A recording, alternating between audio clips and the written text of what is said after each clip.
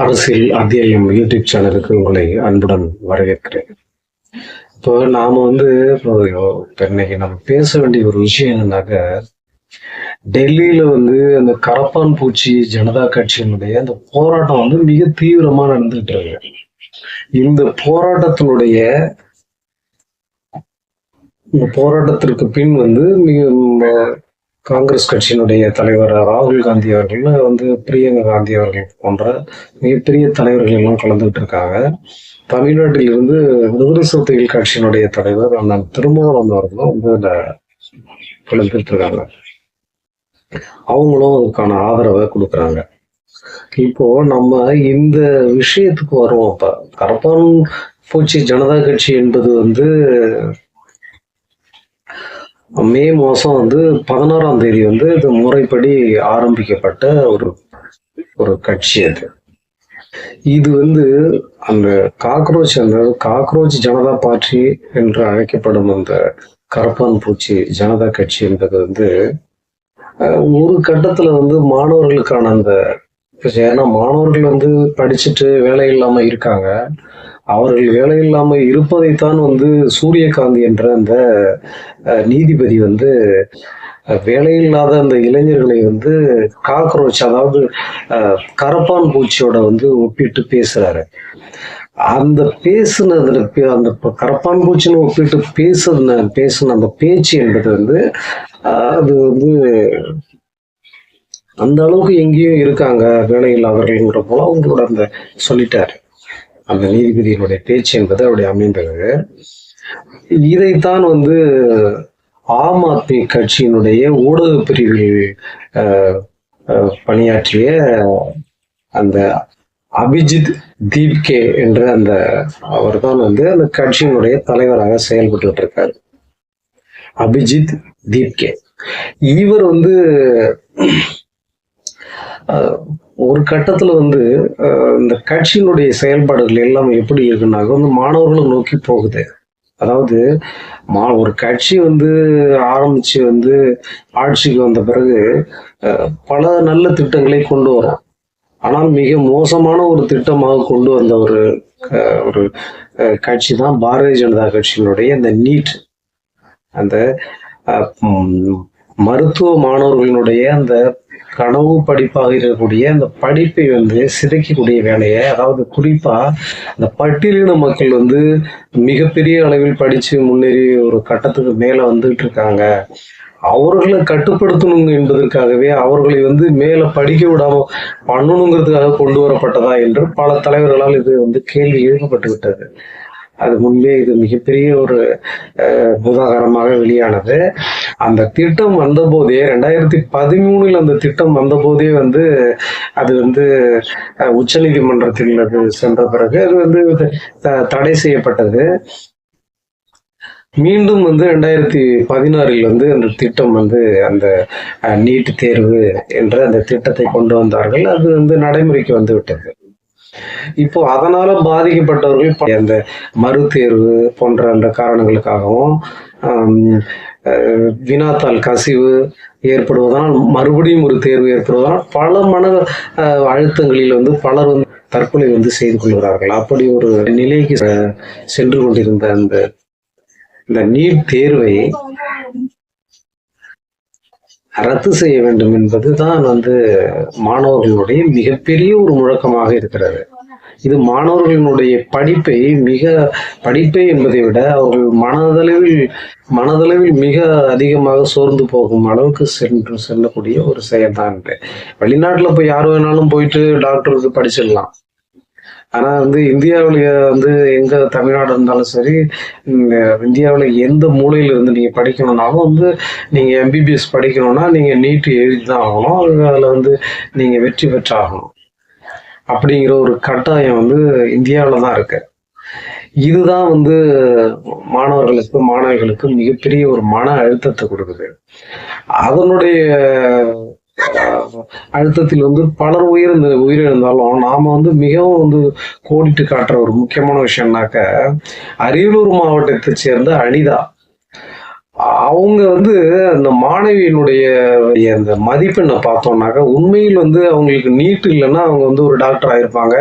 இந்நேரம் அவங்க ஒரு குடும்பமா இருக்கும், அவங்களுக்கு வந்து பிள்ளைங்க இருந்திருக்கும், அவங்களுடைய வாழ்க்கையே வேற மாதிரி போயிருக்கும். 1200க்கு 1176 மதிப்பெண்களை எடுத்த அந்த அனிதா என்ற அந்த மாணவி வந்து மருத்துவ படிப்புக்கு படிக்க முடியாம போயிடுச்சு. அதுக்கு காரணம் என்னன்னா அந்த நீட்டு தான்.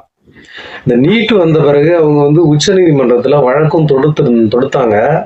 அந்த வழக்கு வந்து சரி நமக்கு சாதகமா வரும் அப்படிங்கிறது தான் அவங்களுடைய எதிர்பார்ப்பு, அந்த மாணவியினுடைய எதிர்பார்ப்பு. ஆனாலும் வந்து அந்த மாணவிக்கு எதிர்பார்த்ததுக்கு எதிர்விதமாக வந்தது. ஏன்னா வந்து இல்ல மதிப்பெண் அடிப்படையில் வந்து உங்களுக்கு வந்து அந்த வாய்ப்பு கொடுக்க முடியாது, நீங்க வந்து நீட் தேர்வு எழுதி அந்த இது எம்பிபிஎஸ் குள்ள நீங்க போக முடியும் அப்படிங்கிறதுக்கு வந்த பிறகுதான் அவங்க தற்கொலை செய்து கொள்றாங்க. இது வந்து இதனால மிக அதிக பலர் வந்து மன அழுத்தத்தால பலர் வந்து இறந்துடுறாங்க. இப்போ இந்த 20க்கும் மேற்பட்டவர்கள் வந்து தமிழ்நாட்டில் இறந்துருக்காங்க. இப்போ இந்த அளவுக்கு வந்து பாதிப்புக்கு உள்ளாகிற இந்த நீட்டு தேவைதானா அப்படிங்கிறது தான் வந்து மிகப்பெரிய கேள்வி. அப்படியே அந்த தேர்வே நடந்தா கூட அந்த தேர்வு வந்து எழுதுறாங்க, மாணவர்கள் வந்து மிகவும் வந்து சோர்வோட போய் அந்த சோர்விலையும் வந்து கொஞ்சம் நல்ல முறையா எழுதிட்டு வந்த பிறகு கூட வினாத்தாள் கசிஞ்சிடுச்சு அப்படின்னு சொல்லி அதை வந்து மறுபடியும் மறு தேர்வு வைக்கிறாங்க. இப்ப இதுதான் மாணவர்களுக்கு மிகப்பெரிய ஒரு அழுத்தத்தை கொடுக்குது. இப்ப ஏற்கனவே அவங்க வந்து மன அழுத்தத்துல இருக்காங்க. இப்படி பல வந்து தேர்வுகள் ஒத்தி போகும்பொழுது அவங்களுடைய வயசும் போய்கிட்டு இருக்கு, வருஷமும் போய்கிட்டு இருக்கு, அவங்களுடைய மன அழுத்தம் வந்து அதிகமாகிட்டு இருக்கு. இதன் விளைவாகத்தான் வந்து நிறைய பல மாணவர்கள் வந்து தற்கொலைக்கு செல்வதற்காக செல்ல வேண்டிய ஒரு இது இருக்கு. இப்போ இது வந்து இந்த அனிதாவுடைய இது வந்து மரணம் என்பது 2017 நடந்தது. 2016 இருந்து 2026 10 வருடங்களாக இந்த நீட் தேர்வு என்பது தொடர்ந்து கொண்டிருக்கிறது. இப்போ சமீப காலத்துல அந்த நீட் தேர்வு வந்து வந்துருச்சு, எழுதிட்டாங்க. ஆனா வந்து வினாத்தாள் கசிஞ்சிடுச்சு அப்படிங்கிற ஒரு மிகப்பெரிய ஒரு விஷயம் பூதாகரமா வெளியில வருது. இதை கண்டித்து தான் வந்து டெல்லியில் வந்து மிகப்பெரிய ஒரு போராட்டம் வந்து காக்ரோச்சுடைய அந்த அமைப்பிலிருந்து அந்த போராட்டம் நடந்து கொண்டிருக்கிறது. இந்த போராட்டத்தில் வந்து காங்கிரஸ் கட்சியினுடைய தலைவர் ராகுல் காந்தி அவர்கள் வந்து கலந்திருக்காங்க, பிரியங்கா காந்தி அவர்கள் கலந்திருக்காங்க. அவர்களை வந்து மிக போர்ஸாக மிக வந்து வலுக்கட்டாயமாக அவர்களை கைது செய்கிறோம் என்று ராகுல் காந்தி அவர்களுடைய மூக்கில் இருந்து கூட ரத்தம் வந்ததாக சொல்லப்படுகிறது. அவர்கள் சட்டை கிழிக்கப்பட்டுள்ளது, அவருடைய பனியன்ஸ் கிழிக்கப்பட்டுள்ளது. இப்படி ஒரு மோசமான முறையில் காவல்துறையை வந்து இராணுவம் போன்ற துறைகளை வந்து அவங்க ஏவி விட்டு பல இது தலைவர்களை வந்து ஒடுக்கும் வேலையை வந்து பாரதிய ஜனதா கட்சி செஞ்சுக்கிட்டு இருக்கு. இப்போ ஒரு கட்சி வந்து இந்த கட்சி வந்து மாணவர்களுக்கு நல்லது செய்வதற்காகத்தான் ஆட்சிக்கு வரும். ஆனா வந்து ஒரு மாணவர்களுக்கு கெடுதல் செய்வதற்காக வந்த ஒரு கட்சின்னு பார்த்தோம்னா அது பாரதிய ஜனதா கட்சி தான். இந்த கட்சியினால மாணவர்களுடைய எதிர்காலம் மிக அதிகமாக பாதிக்கப்பட்டு விட்டது. அது அதற்காக போராடி கொண்டிருக்கும் அப்படி அந்த பெரிய தலைவர்களை இப்படி வந்து இழிவுபடுத்தும் வகையில வந்து கைது செய்வது என்பது உண்மையில் ஏற்றுக்கொள்ள முடியாத ஒன்று. ஒரு ஜனநாயக நாட்டில் போராட்டம் என்பது அவர்களுக்கான உரிமை. அதே நேரத்தில் அவர்களை கைது செய்யும் பொழுது அது மிகப்பெரிய ஒரு தலைவர்களை கைது செய்யும் பொழுது அவர்களுக்கான அந்த மரியாதை என்பது மிக முக்கியம். அவர்களை பாதுகாப்புடன் கைது செய்ய வேண்டும். அவர்கள் முகத்தில் ரத்தம் வரும் அளவிற்கு மிக ஆக்ரோஷமான முறையில் அவர்களை கைது செய்துள்ளார்கள். இதைத்தான் வந்து இப்படி ஒரு போராட்டம் நடந்து கொண்டிருக்கிறது. இந்த நீட்டால் என்ன பயன் என்று பார்த்தோம்னால் இதனால் ஒரு பயனுமே இல்லை. என்ன பயன் இது? ஏன் 2001 வந்து டாக்டரா இருந்தவங்க எல்லாம் மிகப்பெரிய டாக்டரா வரலையே? அவங்களுக்கு மிகப்பெரிய ஒரு காரணம் என்னன்னா அந்த தலித் சமூகத்திலிருந்து நிறைய பேர் படிச்சுட்டு உள்ள வந்துடுறாங்க. அவங்க எல்லாம் படிக்க கூடாதுங்கிறதுனாலே கொண்டு வரப்பட்ட ஒரு திட்டமா தான் நம்ம பாக்குறோம் இதை. ஏன்னா வந்து தலித் மக்கள் மிகப்பெரிய அளவில் வந்து உள்ள வந்துட்டு இருக்காங்க. இவங்களை கட்டுப்படுத்தணும்னா அந்த நீட் போன்ற அந்த தேர்வுகளை வச்சு அந்த பார்ப்பன சமூகத்திலிருந்து உள்ளவங்க மட்டும் உள்ள வரணும். அந்த வளர்ந்தவர்களே டாக்டரா யாவன் இருந்தானோ அவனே டாக்டரா வரணும், புதுசா எவனும் டாக்டர் ஆயிடக்கூடாது அப்படிங்கிறது தான் அந்த பாரதிய ஜனதா கட்சியினுடைய மிகப்பெரிய ஒரு உள்நோக்கமா இருக்கு அப்படின்னு நம்ம பேசுறோம். ஏன்னா இது வந்து ஆர்எஸ்எஸ்னுடைய இன்னொரு முகம் தான் வந்து பாரதிய ஜனதா கட்சி. பாரதிய ஜனதா கட்சிக்கு பல முகங்கள் இருக்கு. அதுக்கு பேர் ஆர்எஸ்எஸ். ஆர்எஸ்எஸ் ஒரு முகம், பாரதிய ஜனதா கட்சி இன்னொரு முகம், சங் பரிவார்னு ஒரு ஒரு பெரிய ஒரு ஒரு ஒரு கூட்டமே இருக்கு அவங்களுக்கு. அதுல ஒரு முகம் தான் வந்து பாரதிய ஜனதா கட்சி என்ற அந்த கட்சியினுடைய முகம். இந்த முகத்தை அவங்க வச்சுக்கிட்டு, அந்த பாரதிய ஜனதா கட்சிங்கிற முகத்தை வச்சுக்கிட்டு ஆர்எஸ்எஸ் என்ன கொடுக்குதோ அதை எல்லாம் செயல்படுத்துறதுதான் இவங்களோட திட்டமே. அப்படித்தான் வந்து பார்ப்பனர்களுக்கு இப்போ வந்து அவங்க வந்து எனக்கு வேணும், எனக்கு எங்களுக்கு இந்த திட்டங்கள்லாம் வேணும், எங்களுக்கு வந்து எங்களுக்கு வந்து ஒரு இடஒதுக்கீடு கொடுங்கன்னா அவங்க கேட்கவே இல்லை. அவங்க ஏற்கனவே ஒரு வளர்ந்த சமூகம். அவங்க வந்து ஐஐடில இருந்து, சுப்ரீம் கோர்ட்ல இருந்து, ஹைகோர்ட்ல இருந்து, இன்னும் சொல்ல போனா வந்து பிரதமரனுடைய அந்த அலுவலகத்திலிருந்து, பாராளுமன்றத்தினுடைய அந்த அட்மினிஸ்ட்ரேஷன் செக்ஷன்ல இருந்து எல்லாம் இருப்பது யாருன்னு கேட்டா எல்லாருமே முழுக்க முழுக்க பார்ப்பனர்கள் தான். அப்படி வந்து வளர்ந்த சமூகம் அவர்கள் இருப்பது எல்லா இடங்களும் வந்து உயர்ந்த இடங்கள்ல அவர்களே தான் இருக்காங்க. வேற யாருமே வர முடியல, இன்ன வரைக்கும் வர முடியல. அப்படி இருக்கும் அவங்களுக்கு போய் கால் மேல கால் போட்டு அமர்ந்து கொண்டிருக்கிற அவர்களுக்கு வந்து இடபிள்யூஎஸ் அப்படிங்கிற வந்து அந்த ஒரு இடஒதுக்கீடை அவங்க கொண்டு வந்தாங்க. அதாவது எக்கனாமிக்கலி வீக்கர் செக்ஷன் அப்படின்னு. இவங்க எக்கனாமிக்கலி வீக்கர் செக்ஷன் கொண்டு வர அளவுக்கு வீக்கா இருக்காங்களா இவங்க அப்படின்னு பார்த்தோம்னா இல்லவே இல்லை. அவங்களுக்குலாம் வந்து பல லட்சம் வந்து 50,000, 1 லட்சம், 5 லட்சம், 10 லட்சம் சம்பளம் வாங்குறவங்களுக்குலாம் இடபிள்யூஎஸ்னு கொண்டு வந்து அவங்களுக்கு ஒரு இடஒதுக்கீடு கொண்டு வந்தாங்க. இதெல்லாம் இந்த திட்டம்லாம் எங்கே இருந்து வருதுன்னா அது வந்து ஆர்எஸ்எஸ் அமைப்புல இருந்து அவர்களுக்கு கொடுக்கப்பட்ட அந்த அஜெண்டா, அதை தான் இவங்க நிறைவேற்றுறாங்க. இப்போ அப்படி கொண்டு வரப்பட்டதுதான் இந்த நீட்டு, இந்த நேஷனல் எலிஜிபிலிட்டி என்ட்ரன்ஸ் டெஸ்ட் என்பது. அவர்கள் வந்து மிக வந்து தேர்வு பெற்றவர்களாக அவர் வர வேண்டும், அவர்கள் வந்து கயிறு தேர்ந்தவர்களாக இருக்க வேண்டும், சிறப்பானவர்களாக செயல்பட வேண்டும் என்பதற்காக தான் இதை கொண்டு வந்தோம்னு நீங்க சொல்றீங்கன்னா உண்மையிலேயே வந்து நீங்க என்ன பண்ணிருக்கணும்னா, அதாவது வந்து ஒரு டாக்டரா படிக்கிறதுக்கே வந்து எம்பிபிஎஸ் படிக்கணும்னா வந்து நீட்டு தேவைப்படுதுல்ல. உண்மையிலேயே வந்து நீங்க வந்து ஒரு பிரதமரா வந்திருக்கீங்கல்ல, ஒரு எம்பியா வர்றதுக்கும் ஒரு பிரதமரா ஆகணும்னாலும் இல்ல வந்து ஒரு முதலமைச்சர் ஆகணும்னாலும் அதுக்கு ஒரு திட்டம் கொண்டு வாங்கல. பீட்டுன்னு ஒன்று கொண்டு வாங்க, பொலிட்டிக்கல் எலிஜிபிலிட்டி என்ட்ரன்ஸ் டெஸ்ட்னு ஒன்று கொண்டு வந்து அதை எழுதி நீங்க தேர்வு எழுதி அதை நீங்க வெற்றி பெற்ற பிறகு அதுக்கு பிறகு போய் எம்பி தேர்தலில் போய் நில்லுங்க.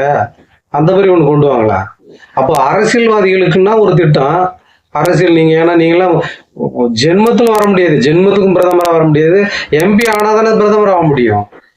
அப்போ நீங்க அந்த திட்டத்தை கொண்டு வாங்கலாம். அந்த திட்டத்தை நீங்க கொண்டு வந்தீங்கன்னா ஏதோ வந்து அதுல ஒரு 200 பேர் தான் வந்து 200 பேர் 300 பேர் தான் அதுல வந்து வெற்றி பெற்று வருவாங்க. புரியுதா? அப்ப இன்னும் சொல்ல போனா அதுல பாத்தீங்கன்னாக்கா அதுல வந்து தமிழ்நாட்டுல நிறைய பேர் அதுல காலியாவாங்க. அந்த பீட்டுன்னு ஒண்ணு கொண்டு வந்தா உண்மையிலேயே வந்து மிகப்பெரிய ஒரு அந்த திட்டத்துல வந்து யார் வந்து வெற்றி பெறுவாங்கன்னு பார்த்தாக்க அந்த திருமாவளவன் அவர்கள் போன்ற சிலர் தான் வந்து அதுல வெற்றி பெற்று உள்ள வர முடியும். வேற யாரும் வந்து உள்ள வர முடியாது. நாலேஜ் வேணும்.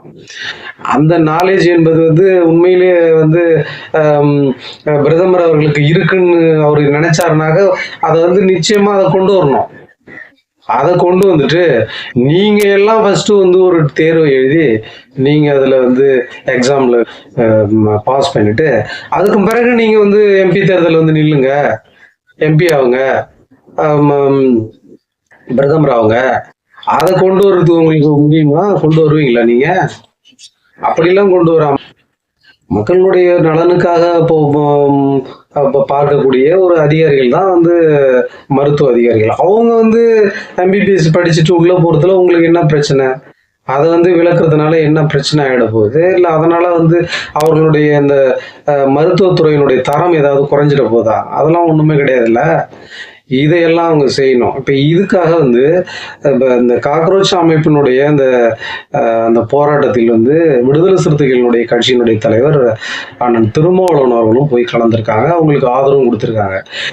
இப்பதான் இது வந்து வேறொரு வடிவத்துக்கு இது மாறுது.